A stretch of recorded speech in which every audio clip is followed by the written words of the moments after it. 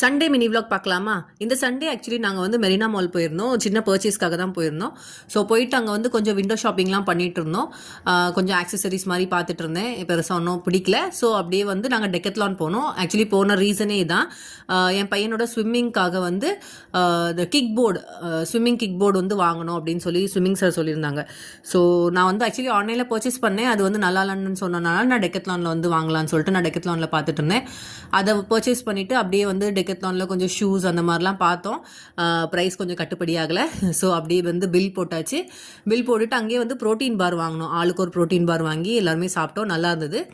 அப்படியே டின்னர் போகலாம் அப்படின்னு சொல்லிட்டு ஓஎம்ஆரில் இருக்க திருப்தி ரெஸ்டாரண்ட் தான் போயிருந்தோம். இது ஒரு ஆந்திரா ஸ்டைல் ரெஸ்டாரண்ட்டாகவே இருந்தாலுமே எங்கள் காரம் சுத்தமாகவே இருக்காது. என் குழந்தைங்களோட பர்சனல் ஃபேவரட் ரெஸ்டாரண்ட்னே சொல்லலாம். ஸோ இங்கே போய் நாங்கள் வந்து டிஃபன் ஐட்டம் ஆர்டர் பண்ணிட்டோம். இட்லி, தோசை, பூரி, சப்பாத்தி, அதுக்கப்புறம் வெஜிடபிள் ஊத்தப்பம்னு ஒன்று ஆர்டர் பண்ணியிருந்தோம். சூப்பராக இருந்துச்சு. நிறைய வெஜிடபிள் லோட் பண்ணி கொடுத்துருந்தாங்க. சூப்பராக சாப்பிட்டுட்டு நாங்கள் வீட்டுக்கு கிளம்பிட்டோம். இப்படி தான் எங்கள் சண்டே முடிஞ்சுது.